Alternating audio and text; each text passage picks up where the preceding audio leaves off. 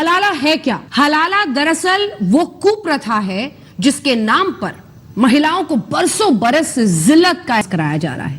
ایسا سمجھے کہ میاں بیوی میں طلاق ہو گیا اور اگر وہ دوبارہ اسی پتی کے پاس واپس جانا چاہتی ہے، شادی کرنا چاہتی ہے، تو پتنی کو کسی اور سے شادی کرنی ہوگی، طلاق ملے گا تب وہ اپنے پہلے پتی کے پاس واپس جا سکتی ہے۔ مانو پتنی نہ ہوئی، سامان ہو گئی، ایک دن کے لیے کسی اور کے پاس گروی رکھ دی گئی ہو، اگلے دن واپس لے آئیے۔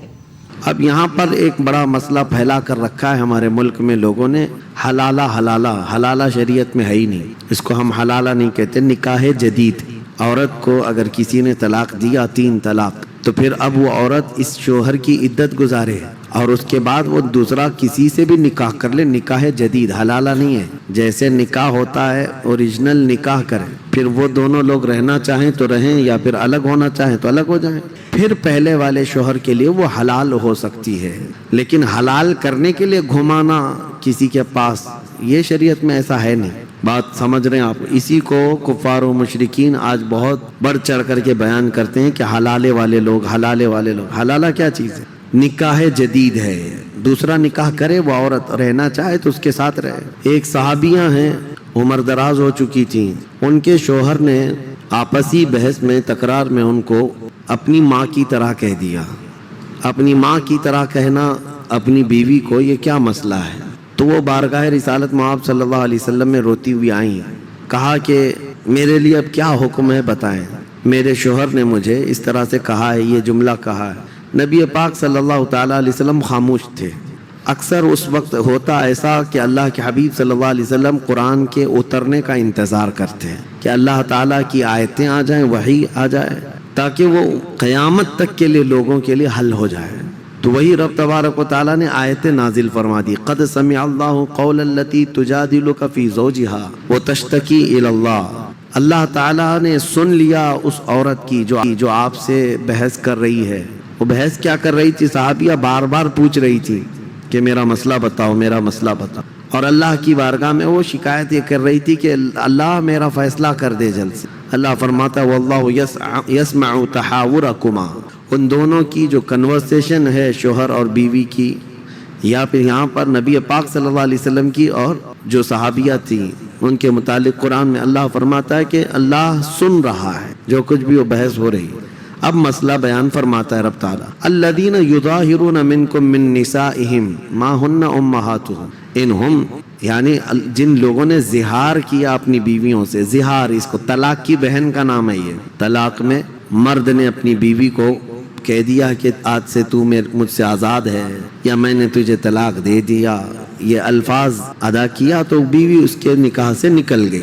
طلاق کی بھی قسمیں ہیں بہت ساری، ایک طلاق دیا تو اس کو رجوع کر سکتا ہے، یعنی واپس لوٹا سکتا ہے، اس کے لیے نکاح وغیرہ کی ضرورت نہیں ہے، اور اگر 3 طلاق دیتا ہے تو وہ مکمل اس کے نکاح سے خارج ہو گئی۔ اب یہاں پر ایک بڑا مسئلہ پھیلا کر رکھا ہے ہمارے ملک میں لوگوں نے، حلالہ شریعت میں ہے ہی نہیں، اس کو ہم حلالہ نہیں کہتے، نکاح جدید۔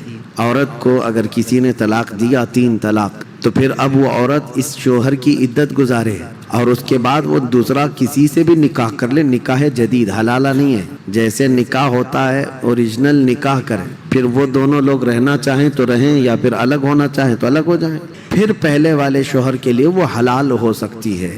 لیکن حلال کرنے کے لیے گھمانا کسی کے پاس، یہ شریعت میں ایسا ہے نہیں۔ بات سمجھ رہے ہیں آپ؟ اسی کو کفار و مشرکین آج بہت بڑھ چڑھ کر کے بیان کرتے ہیں کہ حلالے والے لوگ۔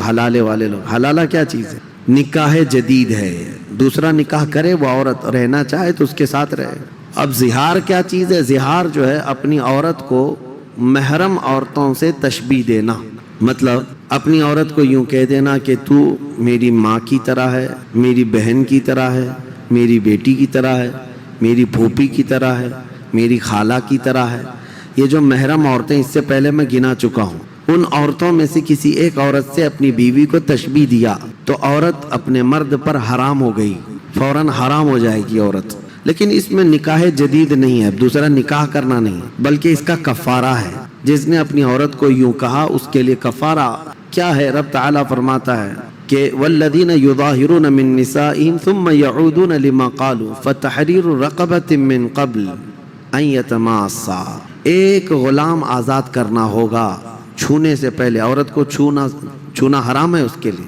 اب غلامی کا دور ہے نہیں, تو آگے رب تعالیٰ فرماتا ہے جو غلام آزاد نہیں کر سکتا وہ 60 روزے کنٹینیو رکھے گا. ایک روزہ بھی بیچ میں مس ہوا تو پھر شروع سے رکھے گا. فمن لم یجد فصیام الشہرین متتابعین, کنٹینیو 60 روزے. اور جس سے یہ بھی نہ ہو سکے پھر وہ 60 مسکینوں کو کھانا کھلائے گا, تب جا کر کے بیوی اس کی حلال ہوگی. اس سے پہلے اس کے لیے بیوی حلال نہیں ہے. یہ مسئلہ سخت ہے, اس کو ہمیشہ یاد رکھیں. یہی زہار کے مسئلے پہلے ہی صفحے میں اللہ تبارک و تعالیٰ نے بیان فرمائے. اور رب تعالیٰ فرماتا ہے کہ بیویاں تمہاری نہ ماں ہیں نہ ہی تمہارے لیے وہ بہنیں. اس طرح کے الفاظ کہنے بھی نہیں چاہیے. تو یہ زہار کے مسئلے یہ بیان ہو جائیں. میں نوجوانوں سے یہی کہتا ہوں کہ طلاق کے مسئلے, زہار کے مسئلے, لعان کے مسئلے, یہ سب مسئلے شادی سے پہلے ہی سیکھ لو تاکہ تم سے ایسی کوئی غلطی نہ ہونے پائے. اس کے بعد پھر ہم نے سورہ حشر کی تلاوت کی ہے. سورہ حشر اس کی بڑی فضیلت ہے. اس کی آخری آیتیں میرے آقا صلی اللہ تعالیٰ علیہ وسلم نے ارشاد فرمایا, جس نے سورہ حشر کی آخری آیتیں رات کو تلاوت کی, اگر صبح اس کا انتقال ہو گیا تو اس کو شہیدوں میں اٹھایا جائے گا. وہ آخری آیتیں هو اللہ الذی لا الہ الا هو عالم الغیب والشہادۃ هو الرحمن الرحیم, یہ آخری آیتیں. اور سورہ حشر میں بھی اللہ تبارک و تعالیٰ نے کئی اہم پیغامات عطا فرمائے ہیں.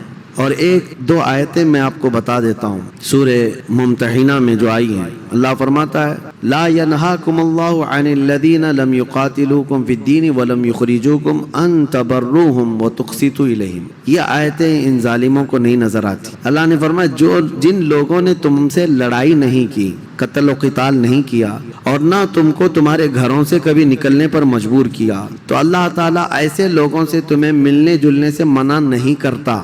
ان کے ساتھ اچھا سلوک کرو, انصاف کے ساتھ رہو. جن کے ساتھ تمہاری جنگ نہیں ہوئی, جنہوں نے تمہارے گھروں سے تمہیں نہیں نکالا, ان کے ساتھ اللہ کیا فرماتا ہے, مل جل کر کے رہنے میں, ان کے ساتھ اچھائی کا سلوک کرنے میں اللہ منع نہیں فرماتا. انما ینہاکم اللہ عن الذین قاتلوکم فی الدین. ہاں, اللہ تعالیٰ ان لوگوں سے تمہیں ملنے سے منع کرتا ہے جنہوں نے دین میں تم سے جنگ کیا ہے. وَأَخْرَجُوكُم مِّن دِيَارِكُمْ, اور تم کو تمہارے گھروں سے, تمہارے شہروں سے نکالا ہے, یا پھر تمہارے نکالنے پر دوسروں کی مدد کی ہے. ایسے فسادی لوگوں سے اللہ فرماتا ہے تم کوئی موالات, محبت ہرگز نہ رکھنا, اور جو ایسے لوگوں سے محبت رکھتا ہے وہ بڑا ظالم ہے. اب آپ سمجھ گئے, جو دشمنان اسلام ہیں, جو مسلمانوں کو قتل کرتے ہیں یا ان کو ان کے گھروں سے نکالتے ہیں, ایسوں سے دوستی کے لیے قرآن اجازت نہیں دیتا. ہاں, جنہوں نے تمہارے ساتھ قتل و قتال نہیں کیا, نہ ہی تمہارے گھروں سے نکالا, ان کے ساتھ تم اچھا سلوک کرو. قرآن میں ہے ان تبروہم, اچھا سلوک کرو. وتقسطوا الیہم, ان کے ساتھ انصاف کا معاملہ کرو. بے شک اللہ تعالیٰ انصاف کرنے والوں کو پسند کرتا ہے. یہ دونوں آیتیں ہمیشہ یاد رکھنا چاہیے, ورنہ یہ نکالتے ہیں ایک آیت اور ہر جگہ بیان کرتے ہیں کہ قرآن میں جو ہے کافروں کو مارنے کا حکم ہے, قتل کرنے کا حکم ہے, کافروں سے دوستی نہ کرنے کا حکم ہے. یقیناً کون سے کافر؟ قرآن میں اللہ نے فرما دیا جنہوں نے تم سے جنگ کیا ہے, جو تمہارے جان کے دشمن ہیں, تمہارے دین کے دشمن ہیں, اور تم کو تمہارے گھروں سے نکالا یا نکالنے پر مدد کیا. یہ تو کامن سی بات ہے, دنیا میں کوئی بھی قوم کیوں ایسوں سے دوستی کرے گی؟ تو میرے عزیزو یہ بات یاد رکھ لیں. اور سورہ ممتحنہ کی شروع کی آیتیں جو ہیں, اللہ نے فرمایا یا ایھا الذین آمنوا لا تتخذوا عدوی وعدوکم اولیاء, اے ایمان والو میرے دشمنوں کو اور اپنے دشمنوں کو دوست کبھی مت بناؤ. تلقون الیہم بالمودۃ وقد کفروا بما جاءکم, تم ان کے لیے محبت پیش کرتے ہو جبکہ وہ اللہ کی نعمت آیتوں کو جھٹلا دیتے ہیں جو کچھ آیا ہے. اور جنہوں نے رسول کی دشمنی کی ہے تم ان سے دوستی بگاڑتے ہو. قرآن پاک میں تنبیہ کے ساتھ, سختی کے ساتھ کہا گیا ہے. اور اگر تمہاری اولاد ہو, تمہارے جو کچھ بھی ہو, تمہیں فائدہ نہیں دیں گے اگر کافر ہیں. اس بات کو سمجھ کر کے